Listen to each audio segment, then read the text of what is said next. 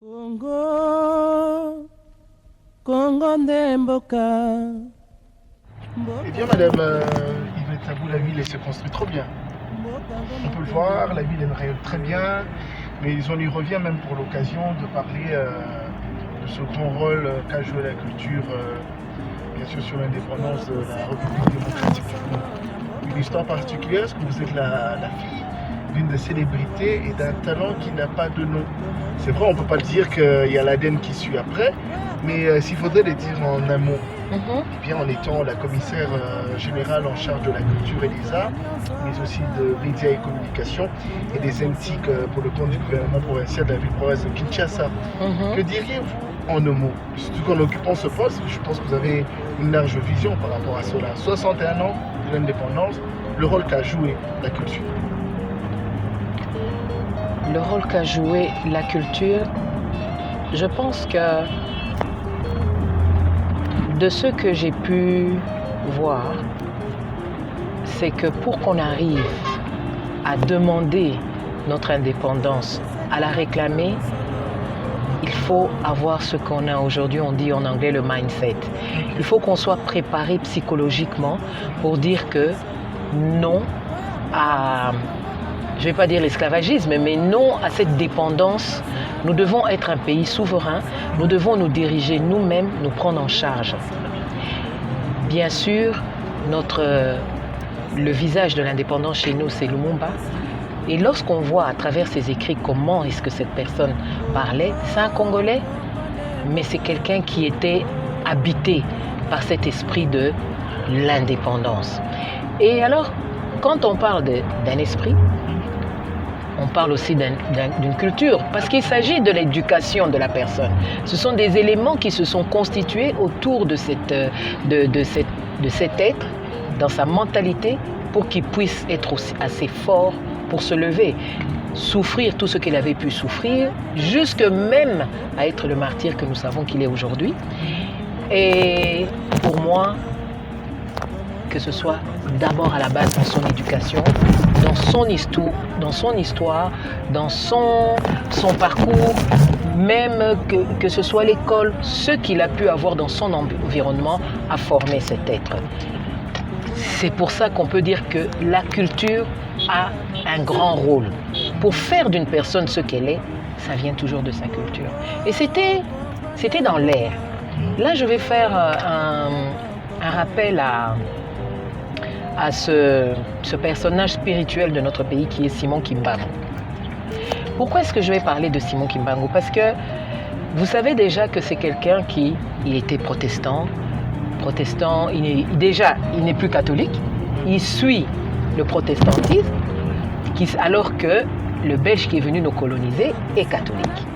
C'est déjà une séparation, c'est déjà un esprit libre. Je fais un autre choix. Chrétien bien sûr, mais protestant. Alors qu'on a des maîtres à ce moment-là dans le pays. Mais au-delà de ça, à un moment donné, on voit que par ces messages, il éveille la conscience des Congolais. Il éveille la conscience au point qu'on se dit, on ne va plus suivre leur manière à eux de nous présenter la chrétienté, mais nous allons suivre la manière d'un des nôtres à nous présenter la chrétienté. Et cela emmène à quoi en fait? Commence à libérer. Parce que dès le moment qu'on a les maîtres, on dit mais moi je ne vais plus suivre la religion du maître. Parce que celui-là de toute façon c'est un étranger. Mais je vais plutôt suivre ce que Simon Kimbangu, un des nôtres, est en train de nous dire. La manière dont il nous emmène vers Dieu. Le même Dieu. Il n'a pas dit qu'il y avait un autre Dieu. Et lui, le prophète, il ne parle pas spécialement d'un autre prophète. Il parle aussi de Jésus. Il est venu, il dit son esprit est venu. J'ai eu cette révélation et voilà comment je vais marcher avec mon peuple et pour mon peuple. Et il y a une de ces phrases qui dit que Mondele Mondele akokoma motomoindo akokoma Mondele. Mais une phrase quand même qui est contredite par l'ensemble de la population, de ceux qui y croient et de ceux qui ne croient pas. Il faut toujours se demander pourquoi. Mais je pense que c'est la beauté aussi de la culture. qu'il y ait de sortes des mélanges, qu'il y ait des croyances aussi qui se diversent. Tout à fait. Je pense que ce qui fait quand même, qui redonne ce côté force et beauté de notre très beau pays. Là. Mais on ne peut pas lui retirer que parmi les gens qui ont éveillé notre conscience, on ne peut pas retirer un Simon Kimbangu. Absolument. Vous comprenez? Et qui dit religion dit culture. C'est pour ça que, pour moi, ça fait partie de comment est-ce que la culture a pu contribuer à l'indépendance. Ce n'est pas spécialement Simon Kimbangu qui, le lendemain, va à la table ronde, c'est pas ça. Mais il faut toujours un terreau. Absolument. Il faut toujours quelque chose qui ait des fondements, des fondamentaux pour pouvoir, à un moment donné, décoller. Et l'événement est arrivé, donc c'est un ensemble d'actions, de situations qui ont fait qu'aujourd'hui, il y a eu Lumumba, comme on dit, et ses amis, et ses pères même, parce que tous n'étaient pas directement reliés à Lumumba, mais qui se sont levés et qui ont dit que nous, on veut l'indépendance de notre pays. Moi, je suis très content parce que vous avez touché à la part de tout le monde, même ceux dont on considère comme les héros oubliés. Mais on y revient quand même, puisqu'on parle, on est en train de se balader. Sur la rue proche de Kinshasa, eh bien, littéralement, on vient de quitter le pont Capu. Et là, on se dirige vers le stade Tata Raphaël, vers le petit. Mais il y a quand même un concept qu'on a du mal quand même à bien capter. Heureusement qu'on est avec nous. Mais c'est quoi Kinbo Peto? Kinbo Peto. Voilà 2 ans que nous sommes là avec le concept Kinbo Peto. La Kinbo Peto, au départ, c'est une vision. Et parfois, lorsque on le dit, les gens ont tendance à moquer cela, à dire c'est une coquille vide. On ne voit pas parce que on s'attend à ce que Kinbo Peto soit directement lié à la salubrité. Parce que c'est le mot. Mais lorsque le gouverneur Jean-Tini Ngobila Mbaka a cette vision pour dire aujourd'hui, moi, si je deviens gouverneur de cette ville de Kinshasa, il faut nettoyer. Il faut que la ville devienne propre. Mais son concept ne part pas juste de « je vois des gens, plein de gens dans la ville en train de balayer ». Avant de voir ces gens-là, les gens ont pris conscience. Kinbo Peto, dans l'esprit de notre gouverneur, est d'abord la conscientisation que chacun puisse dire pour qu'on arrive à changer les choses, pour qu'on arrive à avoir une ville propre, nous devons agir ensemble. Très bien. C'est le agir ensemble après être devenu soi-même conscient de sa part de responsabilité. On n'est pas en train de dire, nous les autorités, on rejette notre responsabilité sur la population. Non. Mais cette population, nous vivons tous ensemble. Dans la même maison, vous prenez rien que le microcosme de votre maison. Si vos enfants ne font que jeter et ils attendent que ce soit papa et maman et les tontons, donc les membres du gouvernement, que ce soit eux qui viennent ramasser, est-ce que vous allez trouver ça normal?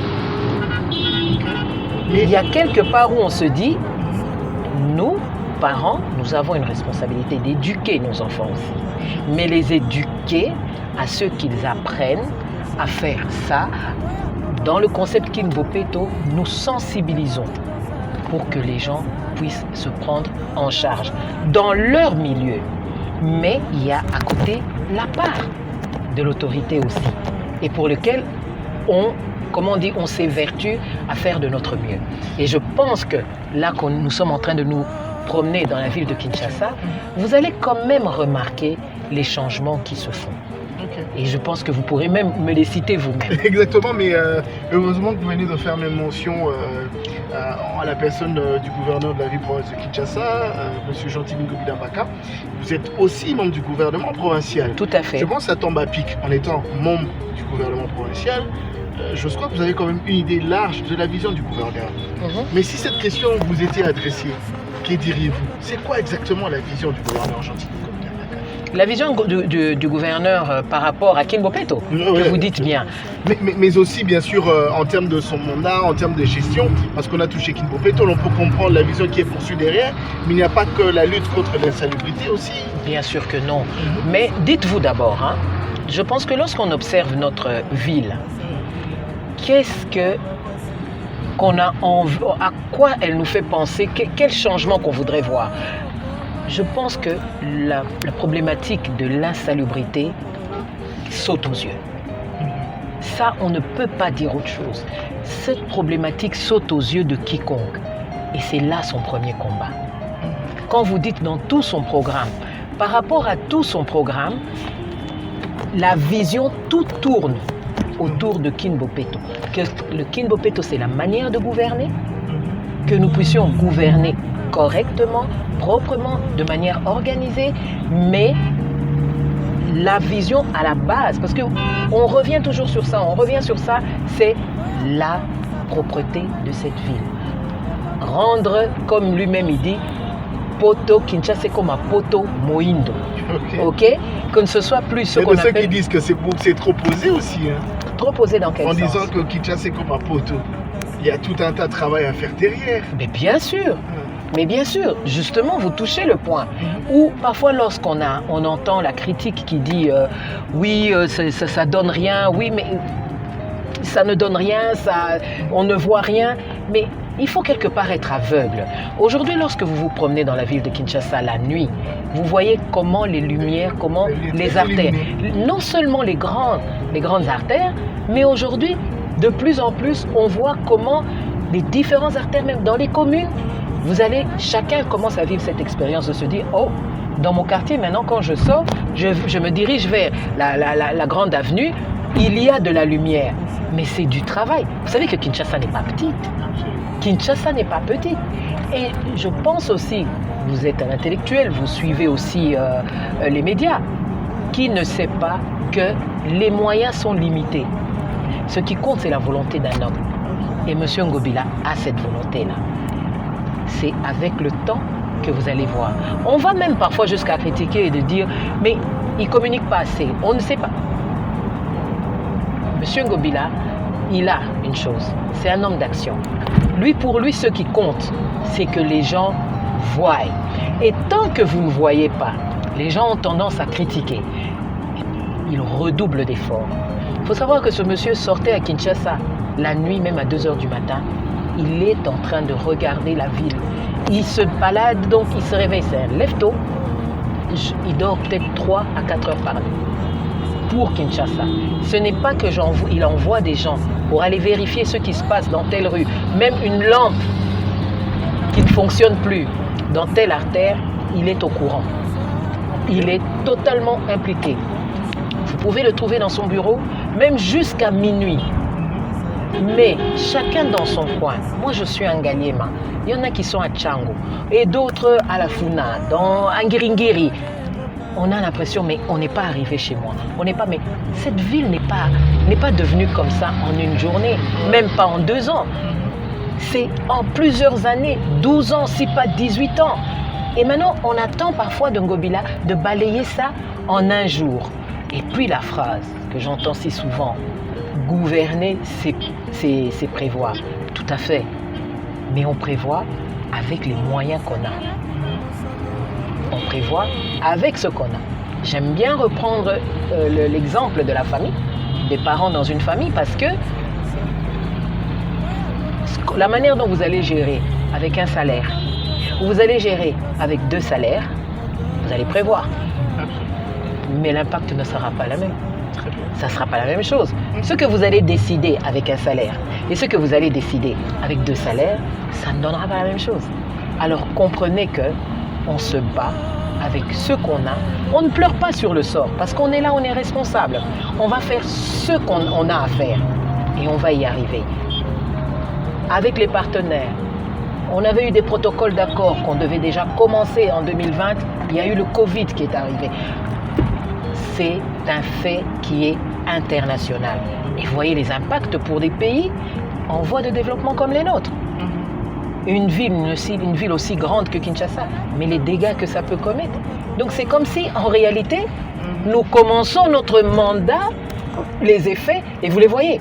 Vous voyez directement les lumières qui commencent à rentrer, les artères qui quittent, qui traversent plusieurs communes, et l'Enguessa qui traverse plusieurs communes, et d'autres qui sont en train de se construire.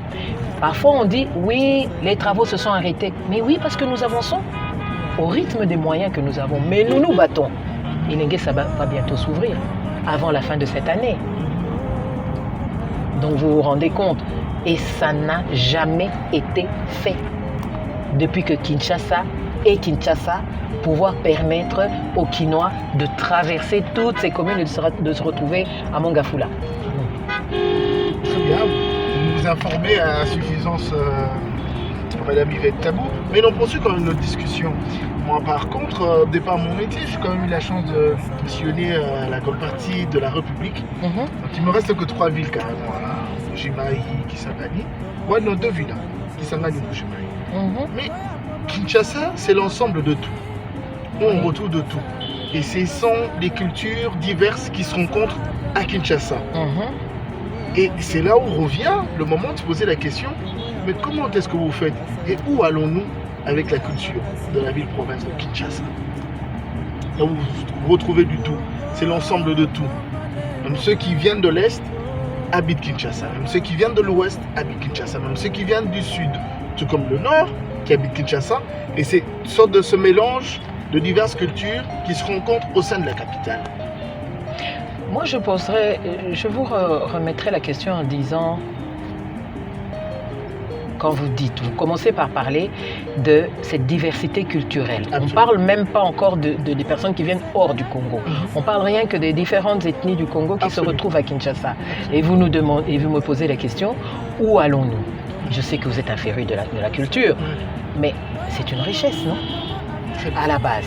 Maintenant, quelle est votre préoccupation en posant cette question? La préoccupation de savoir le centre d'intérêt que vous mettez, le fait qu'il y ait plusieurs cultures. C'est vrai, il y a de ceux qui peuvent être lésés en disant c'est telle culture qui est mise en avant, ou telle autre culture est beaucoup plus chérie, ou soit encore c'est quoi la solution directe que vous mettez?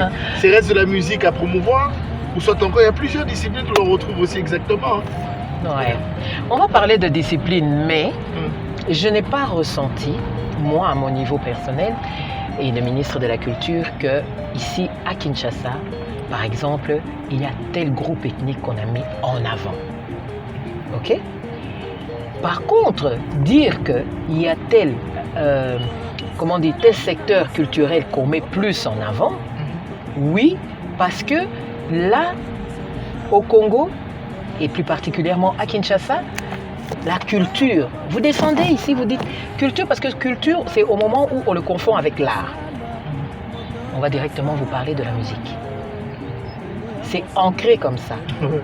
Vous êtes d'accord avec moi? C'est comme ça qu'on a été éduqués. Voilà. Et tout le reste, nous sommes en train de découvrir que voilà, il y a la peinture, il y a la sculpture, il y a la cuisine, il y a les arts visuels, il y a tout. Il y a beaucoup d'autres choses. Il y a le 7e art, le cinéma, il y a les BD même. Mais on le découvre. Parce que comme vous dites, on a été éduqués que culture, art, c'est musique. Oui, c'est une frustration par rapport aux autres disciplines, aux membres des autres disciplines, mais nous nous efforçons de plus en plus. On voit aujourd'hui, il y a le musée, il y a des centres culturels qui s'ouvrent pour présenter autre chose aussi que seulement la discipline de la musique. Et quand on dit avec ça, où allons-nous? Mais c'est ensemble, et j'aime à dire que nous devons travailler, nous et les opérateurs culturels, nous devons travailler à définir une politique culturelle cohérente et ambitieuse pour notre pays. Et c'est vers ça que nous devons nous diriger. Très bien. Bon, on y revient quand même en ce qui concerne la santé. Les toutes dernières mesures prises par la ville-province de Kinshasa sur plusieurs restrictions, bien sûr d'après la demande des autorités sanitaires. Plusieurs restrictions ont fait couler d'encre et des salives dans la ville-province de Kinshasa. La population qui reste sceptique à l'existence du Covid-19 en RDC. Mais que pensez-vous de ceux qui gravent cela? Il y a de ceux qui boycottent ces démarches et tout ça pour revendiquer à la reprise d'une vie normale. Et vous, en étant au sein du gouvernement provincial, la lecture directe, est-ce que les mesures prises ont été assez dures ou pour vous, elles semblent normales et au besoin, c'était important de prendre ces mesures pour lutter contre le virus? Bon, dire est-ce que les mesures sont assez dures, c'est plutôt dire est-ce qu'elles étaient trop dures. Je pense que c'est plutôt ça que vous avez pensé. Parce que si c'est assez dur, je dirais oui, mais trop dur, il faut voir ça à la pratique. Mais il fallait. Vous voyez, nous avons fait exprès, on se colle à la porte, vous vous collez à la porte et je me colle à la porte parce qu'on nous a dit qu'on doit respecter au moins 1 mètre dans ces fameuses mesures barrières. Or, comme nous sommes en train de faire ce qu'on appelle une rencontre, un échange filmé, bon, on doit montrer nos visages, mais n'empêche, on dit on respecte cette mesure-là et ça ne nous fait pas du tort. La maladie, elle existe et nombreuses sont ces personnes qui ne veulent pas y croire. Et je vais dire, je rencontre beaucoup, même des amis, qui quand ils ont attrapé le Covid disent « Non, non, non, je n'avais pas le Covid, j'avais la malaria, j'avais le ceci ». Et 3 mois après, ils reconnaissent qu'ils avaient le Covid. Ok. Donc, finalement, Covid à Kinshasa ou pas Covid, c'est quelque chose qui existe. Ça arrive, mais ce qui est la bonne nouvelle, c'est qu'on peut en guérir. Je dis bien, on peut en guérir. Mais parfois, lorsqu'on vit tel que moi, je peux me dire, bon, je ne suis pas malade, je n'ai pas d'autres problèmes de santé, mais peut-être que je ne suis pas au courant. Et au moment où je vais attraper la Covid, ça peut avoir des conséquences sur moi que je vais et qui peuvent entraîner jusqu'à mon décès. Et c'est ce qui arrive. Et c'est pour ça qu'on ne veut pas avoir des membres de notre population qui commencent à décéder. C'est triste. Alors, il faut prévenir. Il faut prévenir. Bien sûr, il y a la malaria, il y a d'autres maladies qui tuent également chaque année. Et parfois même, certaines personnes disent même beaucoup plus.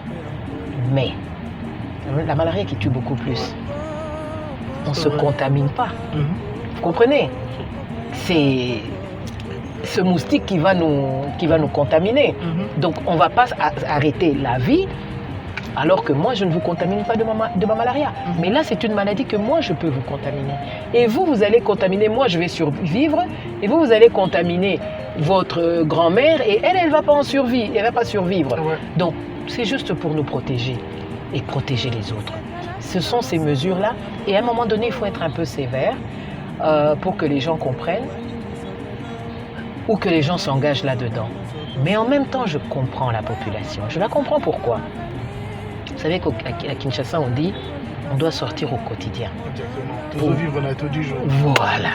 Donc, au vivre nato du jour, wana, les apassi, bokanga mato nandaku, ou quand vous allez, que les transports sont difficiles, puisque notre centre, c'est descendre vers la Gombe, pour la plupart. Où qu'on vienne, c'est notre centre de rassemblement.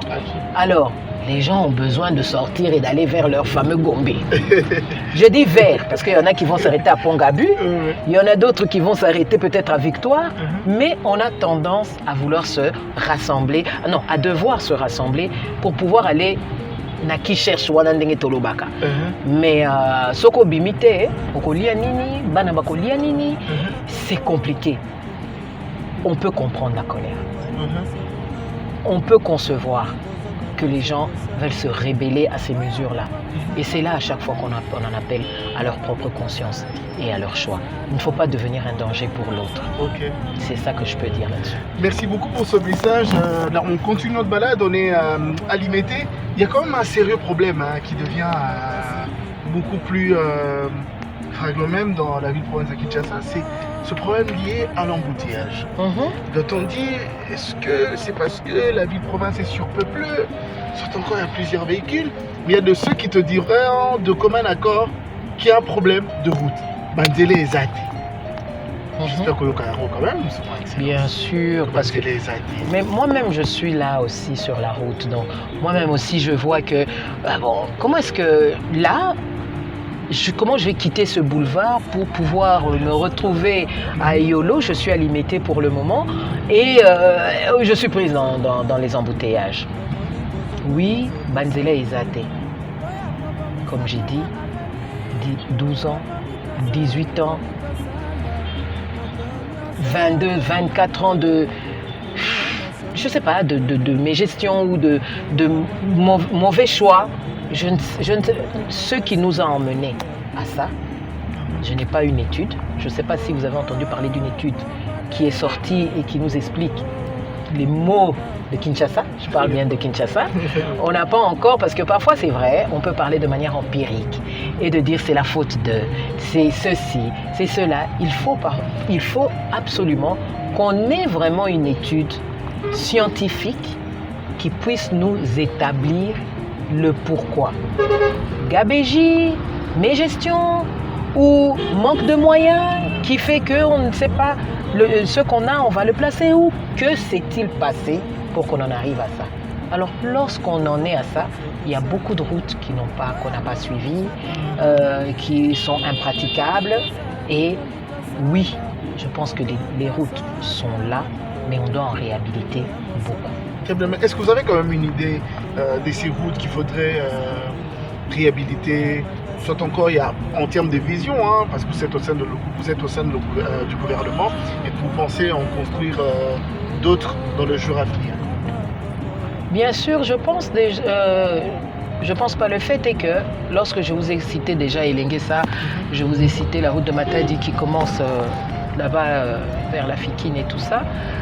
Lorsqu'on vous cite ça, c'est pour dire qu'au moment où ces routes vont commencer vont être ouvertes, ça va dégager aussi.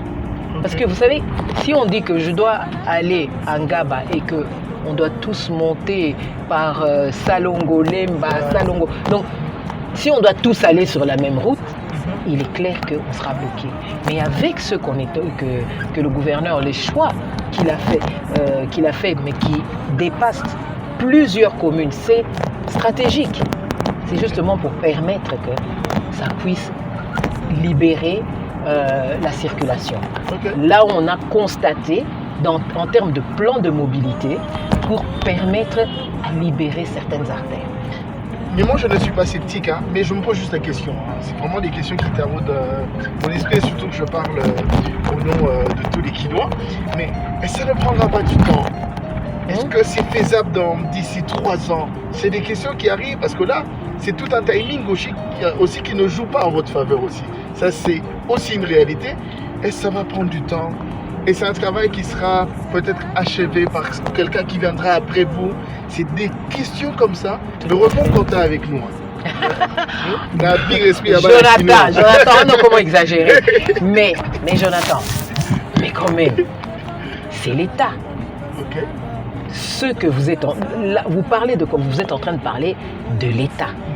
C'est là, on ne parle pas d'État pays. Nous sommes service public aussi. Okay? Donc on parle de l'État.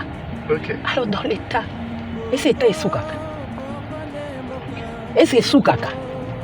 Continuité, vous allez. Et sa continuité. Est-ce que tu as le même cheminement? Mais maintenant, vision et bisotozanango. Volonté au gouverneur na biso azocha. On a réalisé Oyoye à Kokoka ko réalisé, c'est ça, hein, Matadi. Hein? On est Moussala, tu es là. On est en train de voir que Bachi Babwaki Mabanga, Omoniawa. Très bien. Babandi déjà Moussala et Banda, Basi Babwaka Mabanga, Bazo continue. Baouti Boaka sous Mabanga Sika pour continuer Moussala, Moussala et Osalema. Donc tant qu'on est là, nous on fait ce qui est à nous. C'est comme une course à relais. Nous avons notre bateau, nous allons courir avec et nous allons le passer au prochain. Le prochain, on a droit à 2 mandats. Si nous doublons, nous allons continuer jusque là où on va arriver. Mais l'État n'a pas de fin. Il y a une continuité.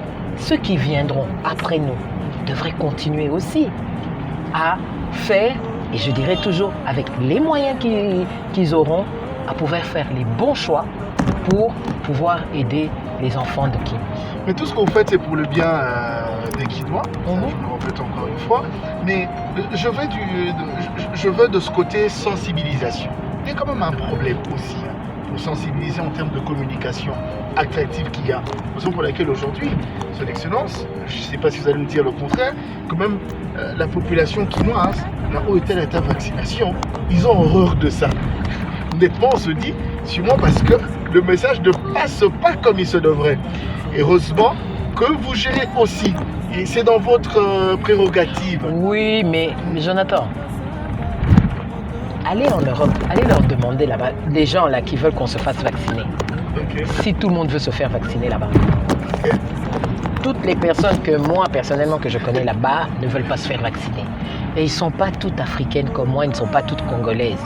Ok. Donc cette peur de vaccin, elle est là. Elle est là pourquoi? Parce qu'il y a des messages aussi contraires. Pas seulement le fait que nous fassions des messages d'encouragement d'aller faire les vaccins, mais il y a tellement des messages, vous êtes bien, vous êtes branchés sur les réseaux. Exactement. Chaque jour, on a 3-4 vidéos qui tapent sur la vaccination, qui dit faites attention, on va vous mettre une puce, si on ne vous met pas une puce, vous allez mourir le lendemain, ou vous allez mourir, très religieux, hein. vous allez mourir dans 5 ans. Il y a beaucoup de choses, ça devient une histoire superstitieuse. Alors, dès le moment que c'est comme ça dépasse nos frontières. Ok. Ça dépasse même nos frontières. Ça ne s'arrête pas chez nous, cette histoire de dire on fait le vaccin, on ne fait pas le vaccin, la peur du vaccin, on ne veut pas le vaccin. Là, vraiment, tu as touché un point qui, pour moi, n'est pas vraiment un problème des autorités congolaises et encore moins quinoises. C'est un problème un peu général où arriver à convaincre notre population à, comment dire, les populations, pas notre population, mais les populations à accepter de se faire vacciner. C'est un problème qui est un peu partout dans le monde. Que ce soit aux États-Unis, que ce soit ceci, mais après, il y a toute la propagande qui est à faire à côté, à monter. Non, sur ce point-là, on n'est pas, pour moi, on n'a pas spécialement un déficit de communication, mais il y a la résistance et elle est tout à fait compréhensible. Les gens y viendront petit à petit. Parce qu'il faut qu'on se sente en sécurité. Il faut qu'on se rende compte que les risques sont moindres que l'avantage qu'on a à prendre ce vaccin. Et tant que les gens n'ont pas ce sentiment-là, c'est tout à fait compréhensible qu'ils puissent être là. Très bien. On poursuit quand même. Là, on est, je pense, de l'autre côté, c'est Matete. Là, c'est la Tchambou. Mais on a déjà pour slogan, Biso Balakin, c'est que tout le monde est monté là à Porto. Vous avez quel ressenti en passant souvent par ici? Et surtout que c'est vraiment c'est l'entrée de la ville directement de Kinshasa, même pour les touristes et tout ça. Je pense que ça devait faire partir de coins qui devaient être si bien entretenus. Et même en sortant de ce tunnel, on se redirige directement vers chez Lumumba, cette statue de Florence, Lumumba.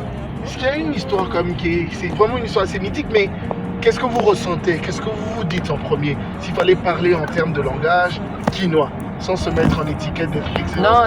Non, vraiment, tant que moi, na kin, so na uti mikili, na koti Kinshasa, na bandi, nezara na changu nzela. Moni moi kamundele. Te, ata na sepela na kamundele, ngo moko na le bité. Biso ba autorité ville photo bongisa. Mais là où je reviens encore, agir ensemble. Okay.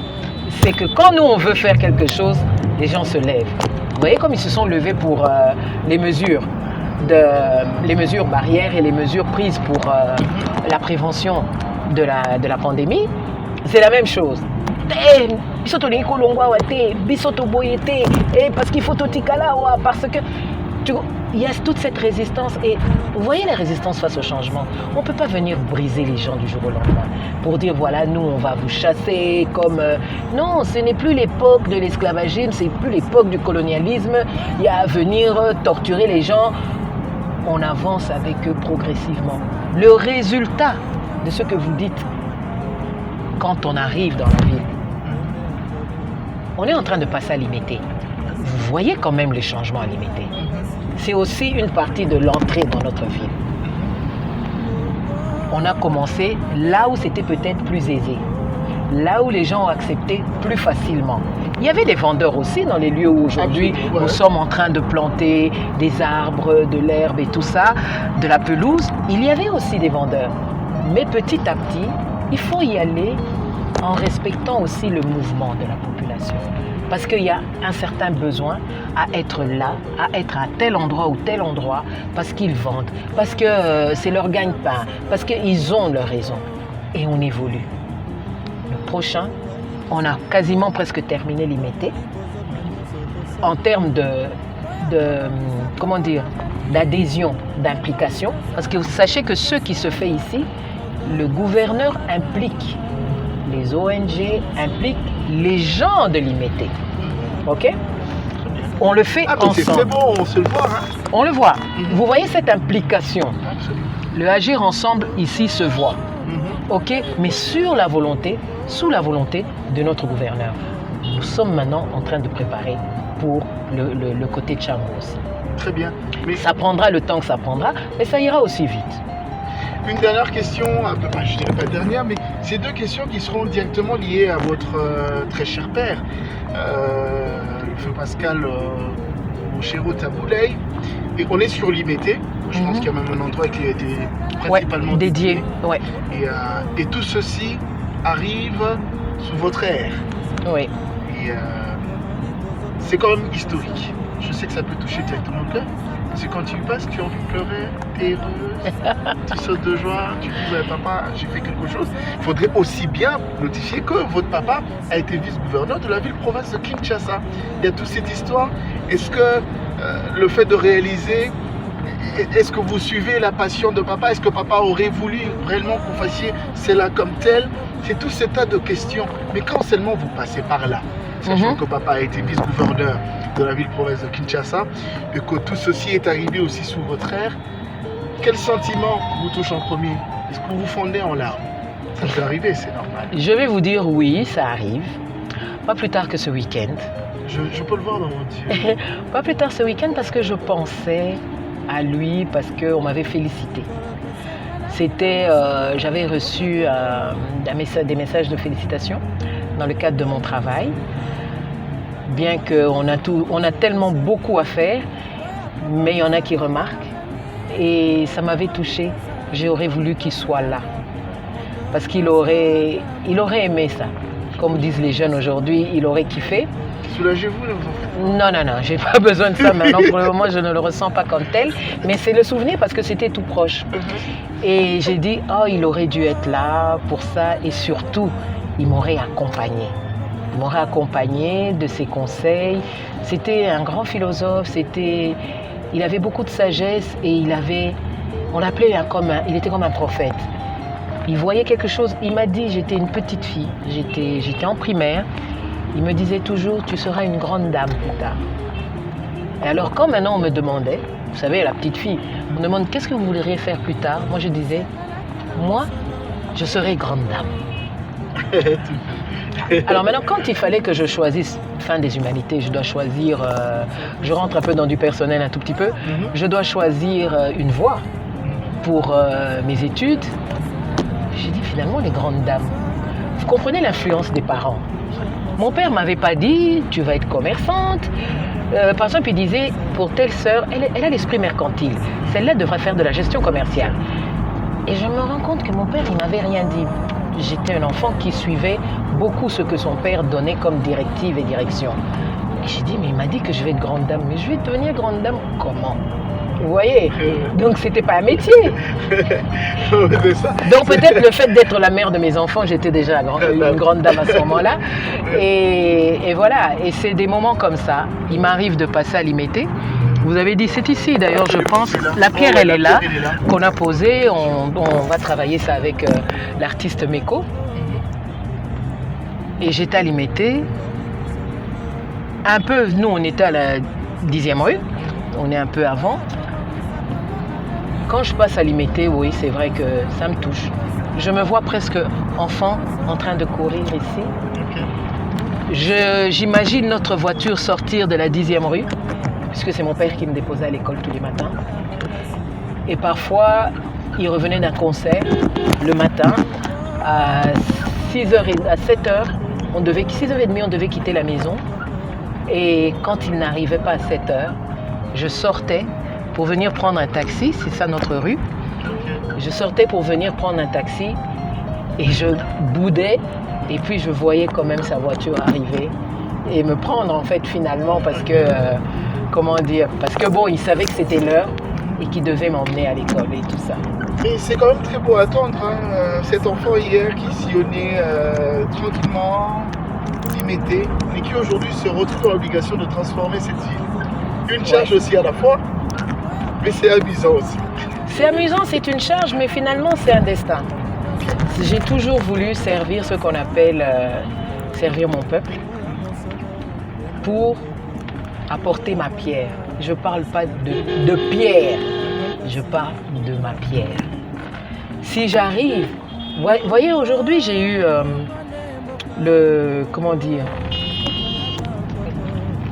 j'ai eu à rencontrer un artiste qui est un BDiste et pour lequel j'ai voulu faire une action pour qu'il puisse vendre sa BD sur Lumumba, par exemple. Je me dis, si je réussis cette action-là, j'ai fait appel à une action de solidarité. Et si je réussis, j'aurais fait quelque chose dans la vie de cette personne qui n'est pas membre de ma famille. J'aurais contribué. Et à travers lui, ce que lui va générer comme fonds, ça va participer aussi dans la vie de plusieurs personnes. Et je le fais parce que j'ai la position que j'ai. Et là, je me dis, je contribue.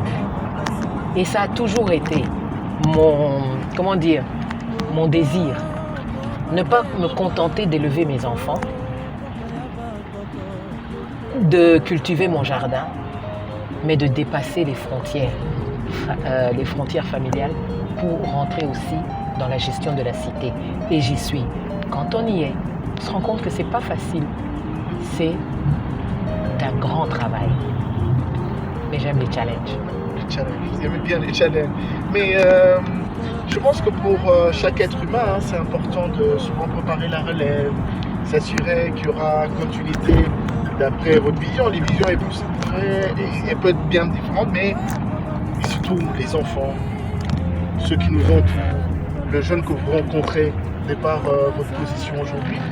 Est-ce que vous êtes très apaisé en sachant qu'après vous, qu'il y aura certainement quelqu'un d'autre qui le fera, pas totalement comme vous, mais qui essaiera de vous rapprocher en termes de réalisation?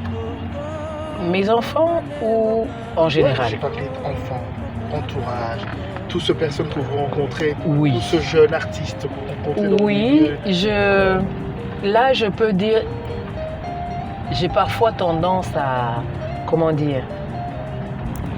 à vouloir être modeste. Mais là-dessus, je dirais non, parce que j'enlève toute la modestie pour dire que je sais qu'il y a des gens qui voudront continuer.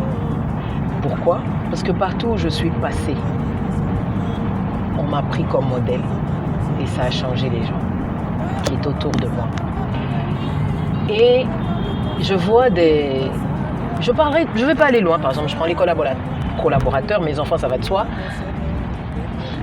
qui parfois, on peut passer des moments difficiles, mais quand je leur dis, bon, je parle de collaborateurs pas spécialement maintenant, hein, je dis bon, peut-être qu'on va se séparer cette fois-ci parce que il faut que chacun aille se retrouver, et c'est non.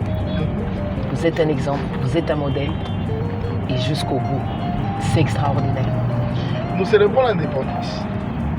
C'est vrai que vous êtes la fille de Pascal Taboulé-Rocheron, mais il y a plusieurs chansons qui ont été dédiées à l'indépendance de la RDC. Et je sais peut-être qu'il y en a une qui te vient en premier. Quand on parle d'indépendance, il faudrait associer une chanson, tu as forcément une chanson. Laquelle de ces chansons te vient en premier? Bon, moi c'est... Il y en a plusieurs, je sais. Moi, c'est Indépendance Tcha-Tcha. Les autres, pour moi... Ça t'arrive de la chanter aussi? On a tendance à la chanter ou à la chantonner, si je peux dire. Indépendance Tcha-Tcha, Tozui. C'est vraiment le jour de l'indépendance, quoi. Okay. Pas tous les matins, hein, quand je me réveille, mais le jour de l'indépendance, d'abord, hein, on l'entend partout. Et du coup, on la chantonne aussi. Pour ce 61 ans d'indépendance, quel est votre souhait pour votre ville de Kinshasa? Et bien pour en finir aussi pour la République tout entière. Que mon souhait, c'est quand je regarde mon pays, je regarde la ville de Kinshasa, c'est toujours la question, où en sommes-nous? Et où allons-nous? Et pour moi, le 30 juin, tous les 30 juin, particulièrement ces 61 ans, c'est de dire où en sommes-nous et qu'est-ce qu'on voudrait faire pour demain. Alors c'est là où mon rêve, c'est que on se mette ensemble pour construire et bâtir un Congo encore plus beau. C'est un Congo plus beau. Mais que pensez-vous de ceux qui disent que le Congo de petites choses a montré son échec il y a de cela 60 ans? Vous avez d'avis sur le contraire? Est-ce que vous voyez, ce que vous pensez Le Congo d'aujourd'hui, on veut tous activer. Le Congo d'aujourd'hui, il faut parler grandes choses, très grandes réalisations. Pourquoi faut-il parler que de grandes réalisations? Le Congo de petites choses a montré son échec il y a de cela 60 ans. Ça peut paraître fort, hein? Moi, je vais vous dire que ça dépend comment on regarde les choses. Est-ce que le Congo qu'on a aujourd'hui, c'est le même en tout point? Ou c'est pire? Comment est-ce qu'on va qualifier il y a 61 ans? On sortait de l'indépendance. Oui, toutes les rues étaient propres. Oui, il y avait moins de population dans la ville de Kinshasa. Oui, oui, oui. Alors du coup, on idéalise. Ok. Et dans l'arrière-pays, on coupait les mains. D'accord? À certains endroits, on n'avait pas le droit même de rentrer dans cette ville-là. Et il n'y a personne qui n'osait rien dire. Qui est notre ville Gombe, qui aujourd'hui, quand nous-mêmes on dit on va un peu confiner ça, c'est hein, l'esprit de la révolution est toujours là, quoi. Donc ça dépend où on se place, ça dépend comment on se place. Il y a des choses que nous avons gagnées, il y a des choses que nous avons perdues, mais ça c'est tout et c'est partout. Et si on peut corriger les choses, on peut toujours les corriger. Mais il faut qu'on soit un même esprit et un même corps. Merci pour ces moments d'échange inoubliables, Excellence. Moi, je suis très content et du coup on a su visiter la ville ensemble. Je pense que j'aurai de quoi dire à tous les Banakines. Je pense que tous les Kinois auront compris quand même quelque chose. Eh bien, moi je salue vos initiatives, votre combat, votre engagement, bien pour le compte de l'indépendance. J'aime bien méditer cette paragraphe de notre hymne national qui te dresse sur le front, longtemps coupé, et pour de bon temps de peupler l'élan de la paix. Au peuple ardent, c'est par le labeur que nous bâtirons un Congo plus beau qu'avant. On ne doit jamais cesser. C'est la détermination, la persévérance. On ne doit jamais cesser, on ne doit pas désespérer. On ne doit pas désespérer parce que la vie se renouvelle. Absolument. Demain, nous ne serons plus là, mais le Congo sera toujours là. Comme j'ai dit, un État ne disparaît pas du jour au lendemain. Même quand on est désespéré, qu'on dit là, ça va pas, Nanya Kobongisa Congo, Yom Tokobongisa Congo, Yote, mais on est tous là. J'ai eu un temps où j'ai vécu en dehors du pays, mais je suis toujours revenu. Et pourtant, j'ai laissé des beaux pays.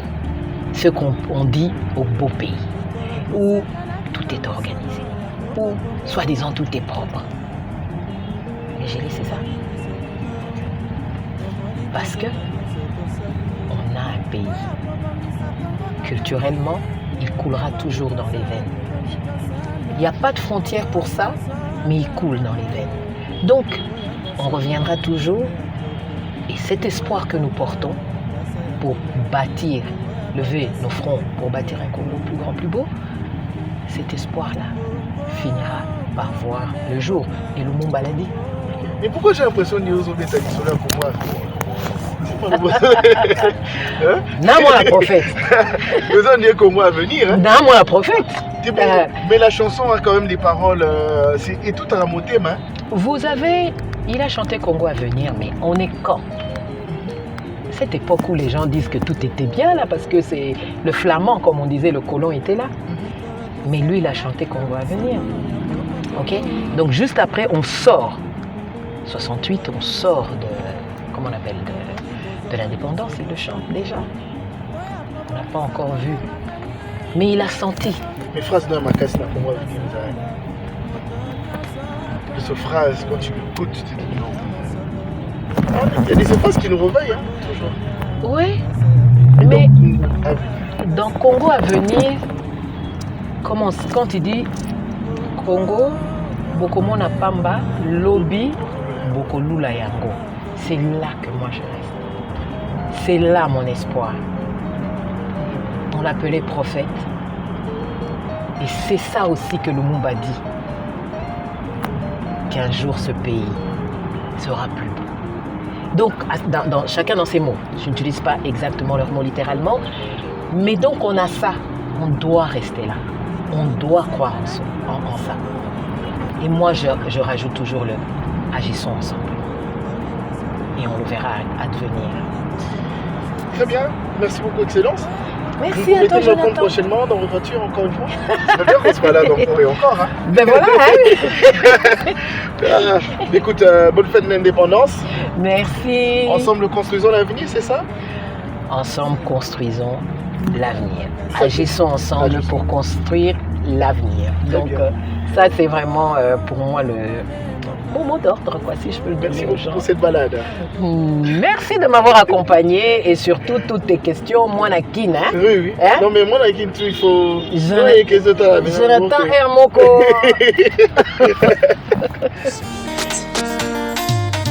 Kinshasa, Mokaya Banka, Nabopeto Ndebakotia Yoka. Kinshasa, Mokaya Banka, Nabopeto Ndebakotia Yoka. Sokola mukila tombola miso na nkolo. Senga batela kisasa, mabele ya makabatika. Sokola mukila kanga mokaba na mbati. Tombola miso na nkolo, senga motema bobeto. Kinshasa bobeto.